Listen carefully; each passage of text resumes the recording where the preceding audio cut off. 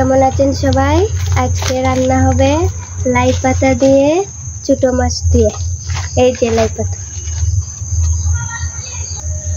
এই হলো মাছ। যার যার এলাকায় এই মাছটার নাম কি কমেন্টে জানাবেন। এখন আমি মশলাগুলো বেটে নেব। প্রথমে আমি পেঁয়াজ বেটে নেব।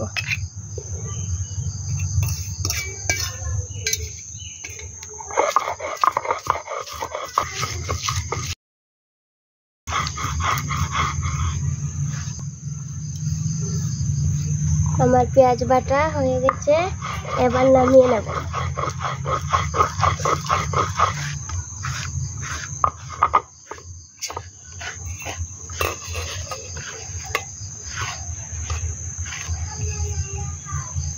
এখন আমি কাঁচামরিচগুলো বেটে নেব।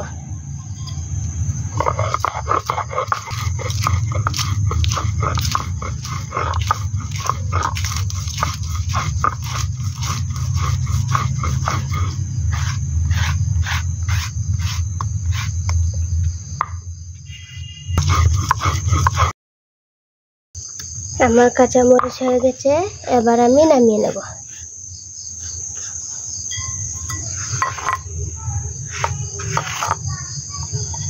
এবার আমি আদা বেটে নেব।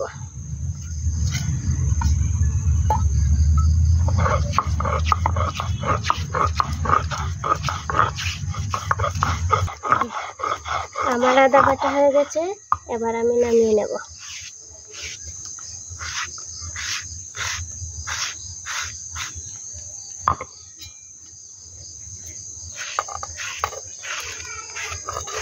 এই দেখেন আমার মশলা।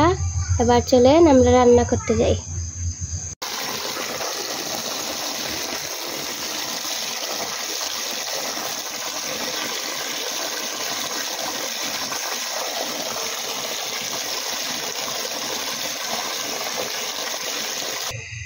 দেখুন কি সুন্দর পাতাগুলো। লাই পাতা দেখলে মনে হয় শীতকালে এসে গেছে। এবার পাতাগুলোকে ভালো করে বেছে নেব। আমি পাতাগুলো বেছে নিয়েছি, এখন আমরা পাতাগুলো কেটে নিচ্ছি। আমি ভালোভাবে পারি না, তাই বৌদি কাটছে। ছোট মাছ দিয়ে রান্না হবে তো, তাই কুচি করে কাটতে হবে। এই দেখুন এভাবে। এখন মাছগুলোকে ভেজে নেব। দিচ্ছি হলুদের গুঁড়া,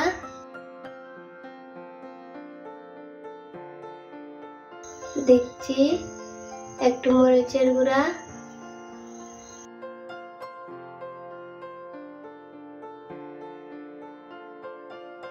দেব পরিমাণ মতো লবণ, দিয়ে ভালো করে মেখে নেব। মাছগুলো খুব ভালো, একদম টাটকা। আর টাটকা মাছ দিয়ে লাই পাতা দিয়ে রান্না করলে খুব ভালো। আমি চুলা জ্বালিয়ে দিলাম, এবার কড়াই বসিয়ে দিলাম। তেল দিয়ে দিচ্ছি।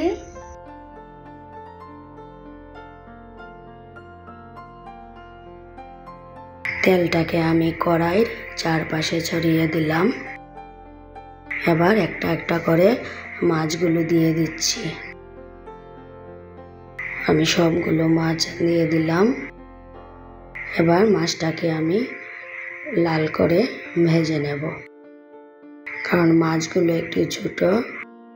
ভালো করে না ভাজলে তরকারিতে পড়ে মাছগুলো ভেঙে যেতে পারে। আমার মাছ ভাজা প্রায় হয়ে এসেছে, এবার আমি নামিয়ে নিচ্ছি।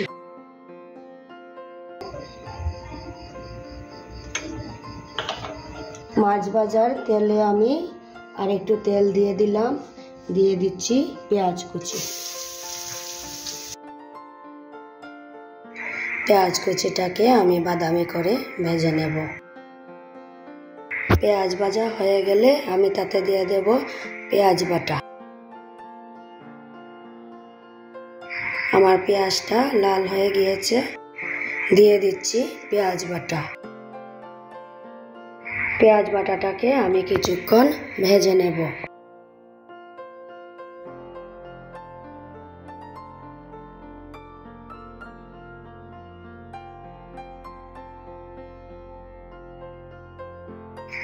এবার আমি দিয়ে দিচ্ছি হলুদের গুঁড়া, একটু পানি দিচ্ছি যাতে মশলাটা পুড়ে না যায়। এবার মশলাটাকে আমি ভালো করে ভেজে নেব। কিছুক্ষণ ভেজে আমি দিয়ে দেব কাঁচামরিচ বাটা, দিয়ে দিচ্ছি কাঁচামরিচ বাটা। এই তরকারিতে আমি কোনো শুকনা মরিচ ব্যবহার করব না। দিয়ে দিচ্ছি পরিমাণ মতো লবণ। এবার মশলাটাকে ভালো করে ভেজে নেব। তেল যখন উপরে উঠে আসবে আমি দিয়ে দেব লাই পাতা। আমার মশলা ভাজা হয়ে গিয়েছে, আমি দিয়ে দিচ্ছি লাই পাতা। এবার পাতাগুলোকে একটু ভেজে নেব।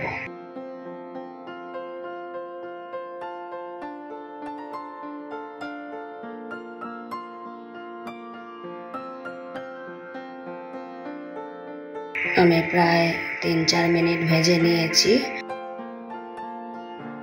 এখন আমি মাছটা দিয়ে দেব। দিয়ে দিচ্ছি মাছ। এবার মাছটাকে 1-2 বার উল্টে পাল্টে নেব। উল্টে পাল্টে ভেজে তারপর ঝোল দিয়ে দেব।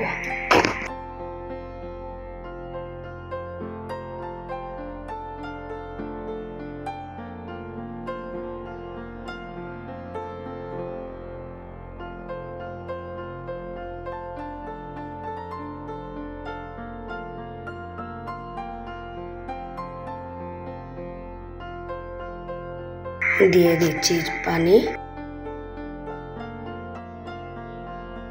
ঝোলটা বেশি দেব না, এরকমই থাকবে।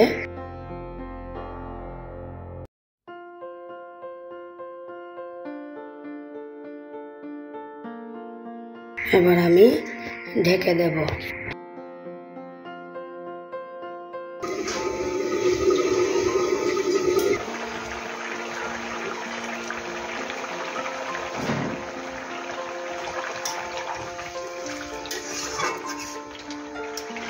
আমার তরকারি প্রায় হয়ে এসেছে।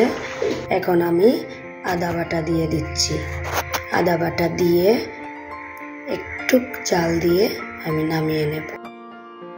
দেখেন আমার তরকারিটা কেমন হয়েছে, বেশি ঝোল না আবার একদম অল্পও না। এইভাবে রান্না করে যারা খাননি লাই পাতা, আমি তাদেরকে বলবো আপনারা প্লিজ একবার রান্না করে দেখুন কেমন লাগে। আমি প্রথম খেয়েছিলাম আমার শাশুড়ির হাতে। এই রান্নাটা কিন্তু আবার সরিষা বাটা দিয়েও করা যায়, আরেকদিন দেখাবো। মানে মরিচ কম থাকে আর লাই পাতার যে একটা ফ্লেভার, সাথে আদার ফ্লেভার, সব কিছু মিলে একটা অসাধারণ একটা তরকারি। এবং আমি মনে করি এটা স্বাস্থ্যসম্মত, মশলা কম থাকে। কেমন লাগলো রেসিপিটি জানাবেন। ভালো থাকবেন সবাই।